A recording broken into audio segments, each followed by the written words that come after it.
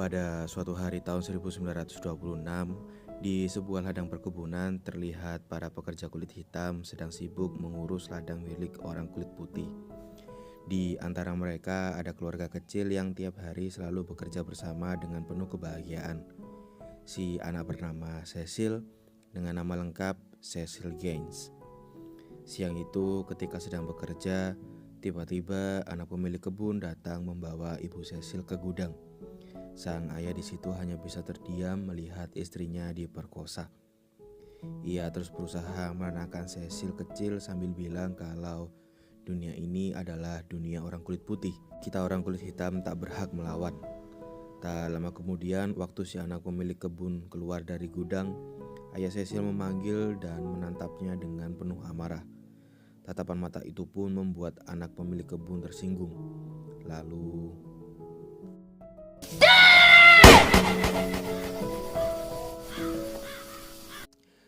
sang ayah tewas tepat di depan kedua mata Cecil.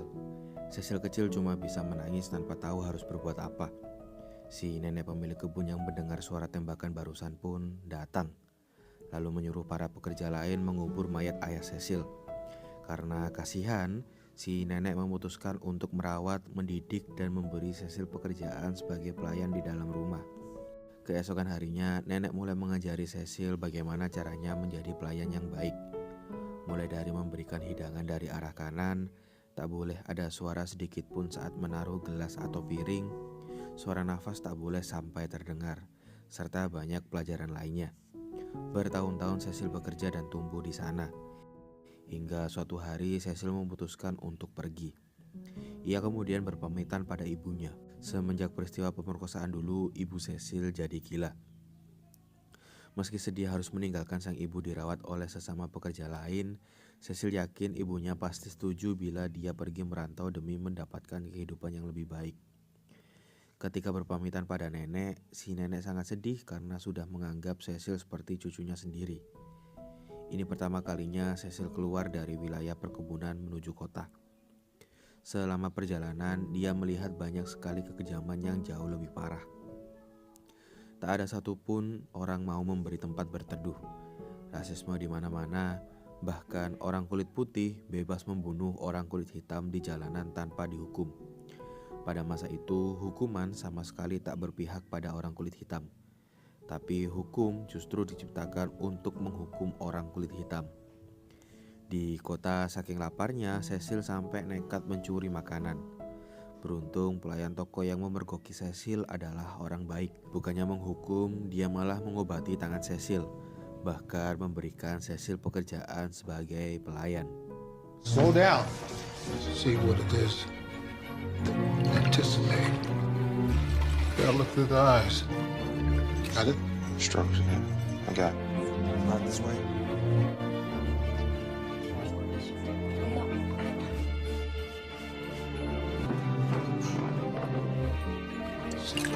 What? Make it smile. Perfect. Perfect. Principal. Sampailah pada suatu hari di mana si kepala pelayan bercerita kalau dia mendapatkan tawaran pekerjaan menjadi pelayan hotel mewah di kota Washington. Namun karena merasa sudah terlalu tua, si kepala pelayan menyuruh Cecil pergi menggantikannya. Ia juga menasihati Cecil muda itu bahwa seorang pelayan memiliki dua wajah. Wajah pertama adalah wajah aslinya, sedangkan wajah kedua yaitu wajah yang ditunjukkan saat melayani orang kulit putih. Ia berpesan semewah atau sesulit apapun kehidupan Cecil nanti, jangan sampai kita kehilangan wajah asli kita. Pada 1957, Cecil mulai bekerja di sana. Bertahun-tahun lamanya menjadi pelayan hotel, kini Cecil terlihat telah menjadi pria dewasa yang pandai mengambil hati para tamu kulit putih. Dia juga sudah menikah dengan wanita bernama Gloria, serta memiliki dua putra, yaitu Louis dan Charlie. Kehidupan Cecil di kota Washington itu berubah 180 derajat. Walaupun gajinya tak terlalu besar, tapi dia pintar mengelola keuangan sampai bisa membeli mobil, rumah, bahkan menyekolahkan kedua anaknya di sekolah unggulan. Pagi itu saat sedang berkumpul bersama keluarga, Mendadak Cecil mendapat telepon dari kepala pelayan Gedung Putih Kepresidenan. Cecil diundang datang ke sana esok hari. Dengan wajah gembira, Cecil pergi ke Gedung Putih menemui kepala pelayan yang kemarin menelpon. Si kepala pelayan menjelaskan bahwa nama Cecil cukup terkenal sebagai pelayan terbaik di kalangan tamu-tamu penting yang sering berkunjung ke hotel tempatnya bekerja. Karena itulah dia menawarkan Cecil pekerjaan untuk mendedikasikan hidupnya menjadi pelayan presiden. Mendengar tawaran tersebut, Cecil sangat senang. Tanpa pikir panjang, dia langsung bersedia. Keesokan harinya, pekerjaan Cecil sebagai pelayan Gedung Putih pun dimulai. Hari pertama, kepala pelayan mengajari bagaimana kode etik dalam melayani petinggi-petinggi negara. Cecil disumpah hanya fokus melayani. Ia tak boleh melihat atau mendengar apapun. Kemudian, untuk pertama kalinya dalam hidupnya, dengan gugup Cecil membuat dan mengantarkan teh ke ruangan Presiden Amerika Serikat. Be nervous, man. Lord help us.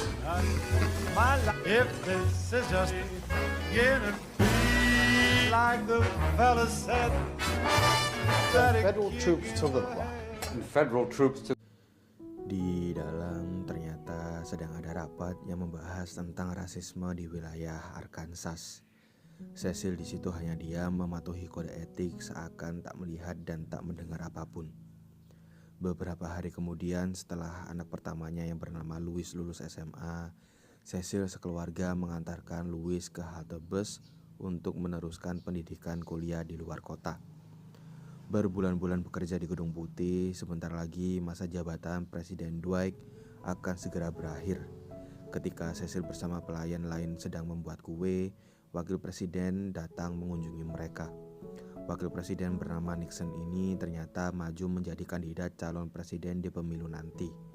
Sekarang Nixon sedang dalam masa kampanye dan meminta Cecil serta para pelayan lain mendukungnya. Nixon juga meminta mereka bertiga membantu membujuk orang-orang di komunitas kulit hitam. Sambil berjanji jika berhasil menang pemilu, maka dia akan membuat hidup orang kulit hitam lebih sejahtera. Di sisi lain, Louis sudah mulai menjalankan aktivitasnya sebagai mahasiswa. Tanpa sengaja, dia bertemu dan berkenalan dengan wanita bernama Carol. Carol lalu mengajak Louis masuk ke sebuah kelas diskusi tersembunyi. Tempat berkumpulnya para aktivis, mereka membahas tentang rencana demo atau protes pada orang kulit putih. Tujuan mereka hanyalah agar orang kulit hitam diperlakukan setara. Beberapa hari berlalu setelah diskusi, perancang rencana, melatih mental, dan menentukan lokasi. Hari ini tibalah hari di mana mereka semua memulai aksi demo pertama mereka di sebuah kafe. Louis bersama yang lainnya duduk di bangku orang kulit putih. Si pelayan lalu menyuruh pindah ke bangku khusus orang kulit hitam. Namun mereka menolak. Mereka semua tetap duduk tegak menuntut kesetaraan. We would like to be served, please. Establishment, make them go. This is not for you. You can have people sit. Now, you all know you're not supposed to sit there. Do as you're told and sit in your place. Come on, Robert, let's go. With pocket change and the local phone numbers for ambulance.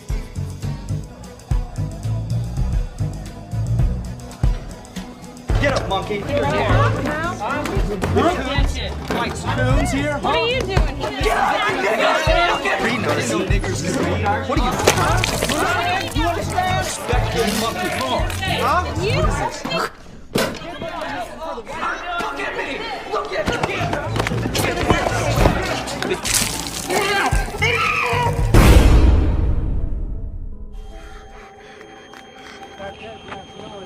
Melihat kejadian tersebut di berita TV, Cecil bergegas pergi menemui putranya di penjara. Dia sangat marah pada Louis. Selama ini Cecil telah bekerja keras membiayai kebutuhan keluarga, termasuk biaya kuliah Louis, dengan harapan putranya bisa hidup layak suatu saat nanti. Tapi bukannya belajar sungguh-sungguh, Louis malah ikut para pendemo. Tak hanya Louis, akibat Cecil terlalu sibuk bekerja sampai menelantarkan keluarga, Gloria jadi kesepian dan sekarang sering sekali mabuk-mabukan. Pada 1961, dilantiklah Kennedy sebagai presiden baru Amerika. Kennedy berhasil memenangkan pemilu melawan Nixon. Semua pelayan pun berbaris untuk menyambut presiden baru mereka. Jesse, it's a good thing you're here because I'm going to forget. Pleasure to meet you, Mr. President. I'm not going to remember any of your names, but I'm going to dance around here. Pleasure to meet you, Miss Carolyn. 1 bulan kemudian, Louis bebas. Seluruh rombongan aktivis menaiki bus khusus yang akan mengantar mereka pulang. Awalnya semua terasa tenang, tapi di tengah jalan mereka dihadang sekelompok organisasi rasis bernama KKK. Karena tak sempat putar balik, bus mereka pun diserang.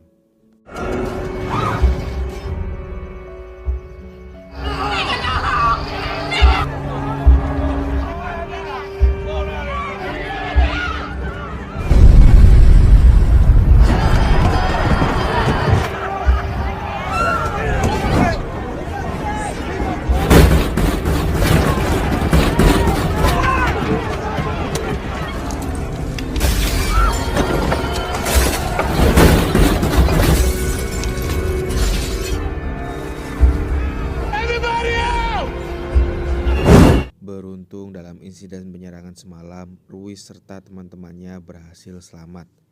KKK hanya memukuli dan meledakkan bus mereka. Namun walaupun rombongan orang kulit hitam tersebut adalah korban, polisi justru malah menangkap mereka semua karena dianggap sebagai perusuh. Bahkan mereka ditahan lebih lama dari sebelumnya, yaitu 3 bulan kurungan. Beberapa waktu berlalu semenjak bebas, para aktivis tak menyerah dan terus-menerus melakukan protes tanpa henti, bahkan dengan jumlah yang semakin besar.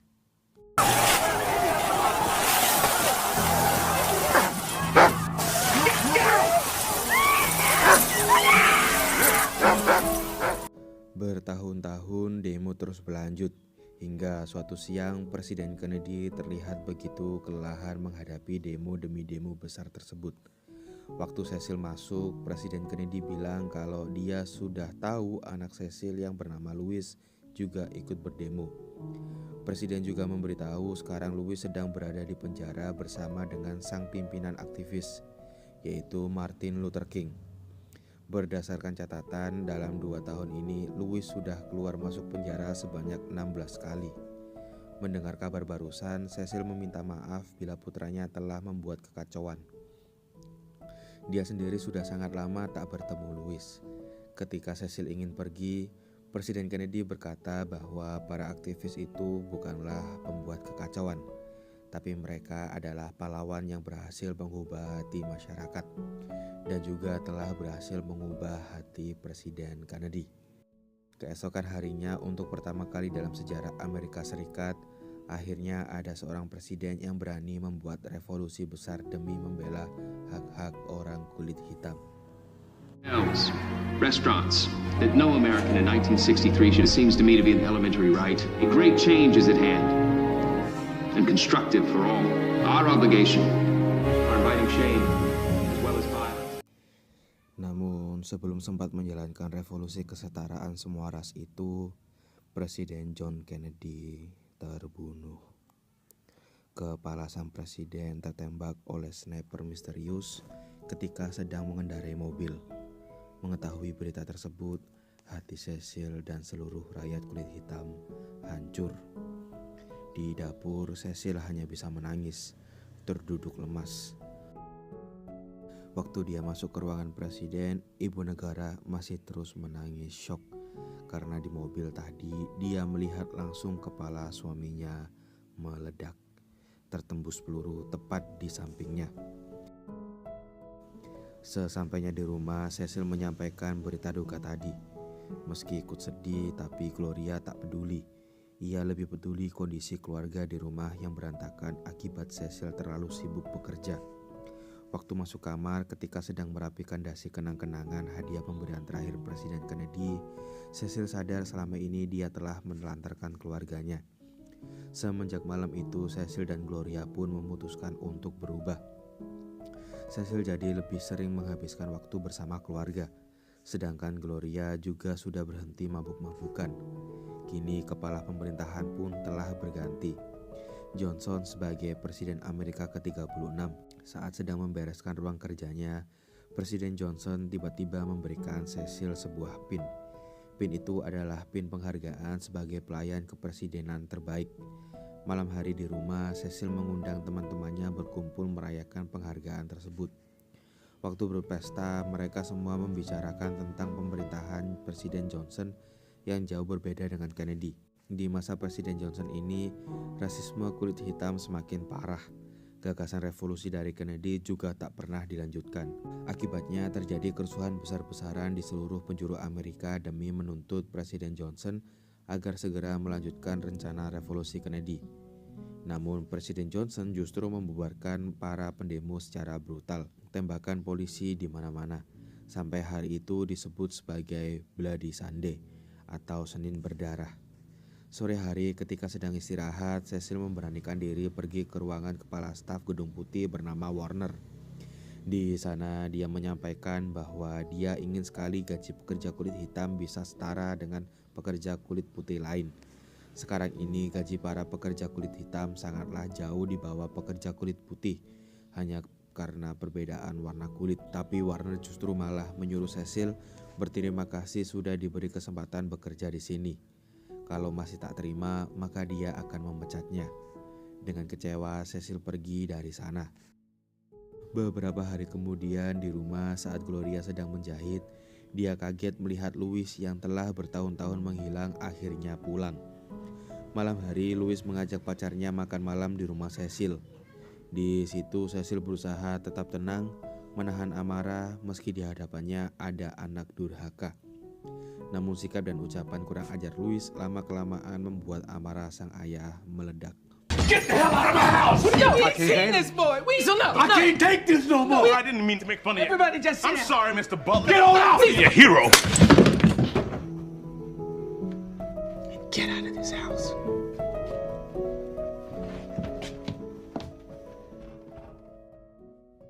Tahun 1969, masa jabatan Presiden Johnson berakhir. Ia digantikan oleh Nixon yang kembali mencalonkan diri sebagai presiden lagi dan berhasil menang.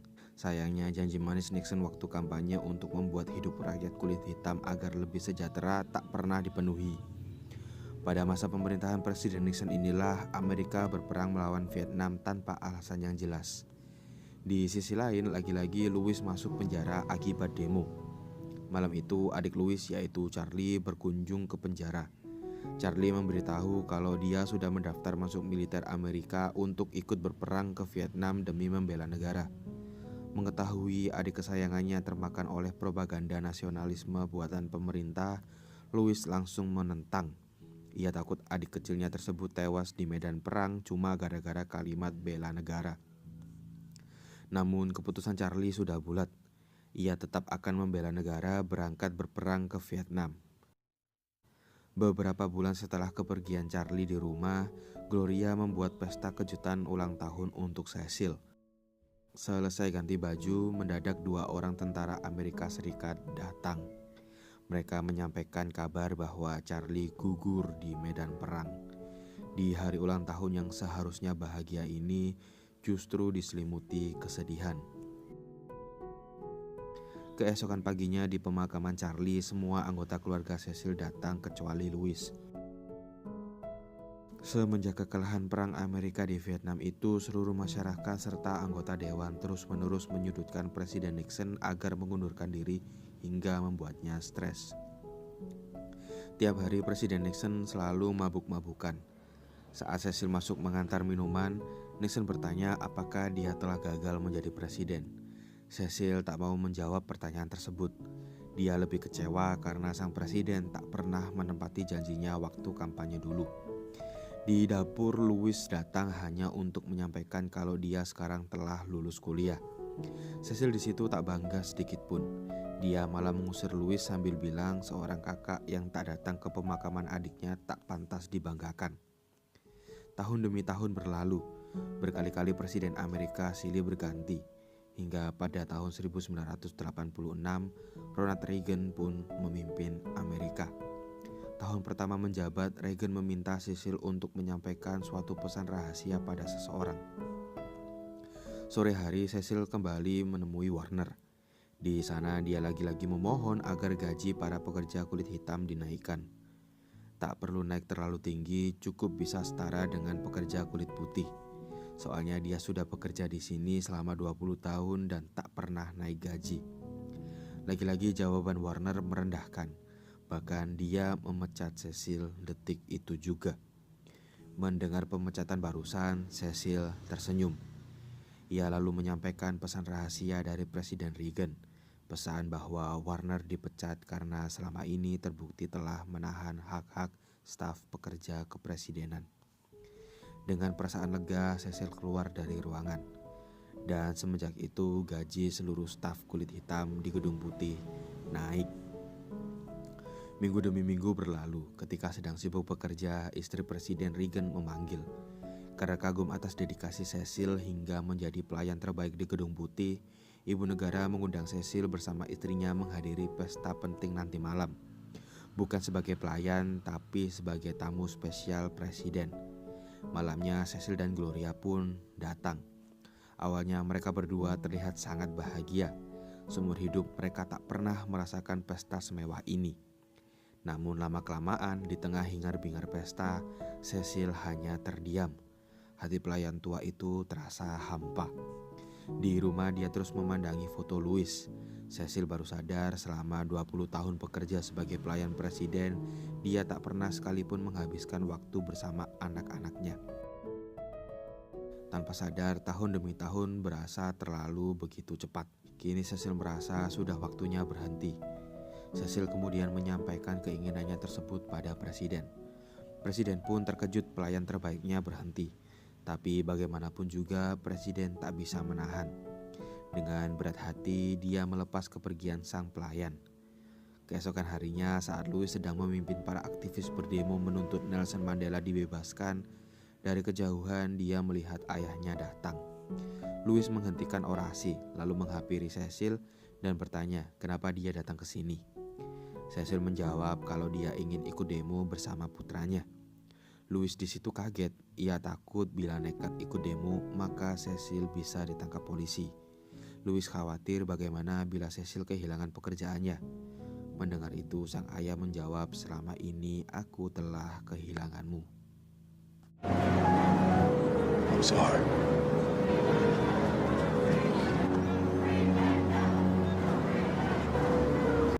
Dia benar-benar dipenjara. Setelah mengalami sendiri berada dalam sel jeruji besi, pandangan Cecil tentang para pendemo pun berubah. Dia akhirnya sadar orang-orang di sana bukanlah anak berandalan. Pendemo adalah berkumpulnya orang-orang yang menyatukan suara mereka untuk membuat perubahan besar.